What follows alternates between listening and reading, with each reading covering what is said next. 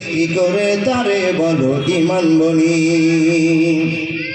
যে ইমান অন্তরে নাই, যে ইমান বাস্তবে নাই, মুখে শুধু ফাঁকা বলি। কি করে তারে বলো ইমান বলি, কি করে তারে বলো ইমান বলি। বন্ধুরে আমার, এখানে যতগুলো লোক আপনারা বসে আছেন, আমরা সবাই দেখতে মুসলমান, কিন্তু অরিজিনাল মুসলমান এক হতে পারেনি। কেন হতে পারেনি? আমাদের দ্বারা মিথ্যা কথা বলা হয়, আমাদের দ্বারা চুরি করা হয়, আমাদের দ্বারা মদ খাওয়া হয়, আমাদের দ্বারা সুদ খাওয়া হয়, আমাদের দ্বারা অনেক নোংরামি হয়ে যায়। মুসলমান এগুলো অন্যায় করবে না। আর যদি কোনো কারণবশত গুনাহটা হয়ে যায়, অন্যায়টা হয়ে যায়, তো আল্লাহর কাছে ক্ষমা চেয়ে বলবে, আল্লাহ তুবু ইলাল্লাহি তাওবাতান নাসুহা। আল্লাহ তুমি ক্ষমা করে দাও, ক্ষমা করে দাও, ক্ষমা করে দাও।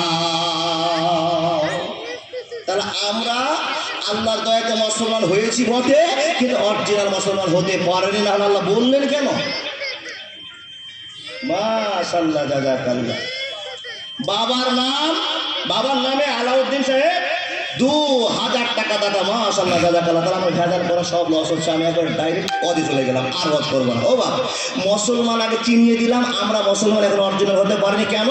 মুসলমানই জেনা করে, মুসলমানই সুদ খায়, মুসলমানই মার্ডার করে, মুসলমানই সব ভুলগুলো করে। আর ভুল বলার পরে, ভুল করার পরে বুক ফুলিয়ে আবার বলতেও পারে যে আমি একজন সাচ্চা ইমানদার মুসলমান।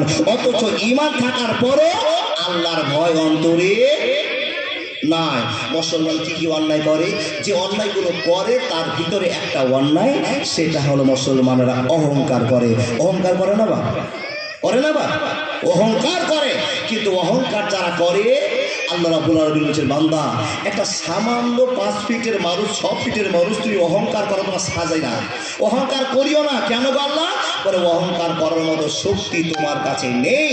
যে অহংকার করবে তার নাম আল্লাহ, যে অহংকার করতে পারে তার নাম আল্লাহ। হে মুসলমান, কোন চলতে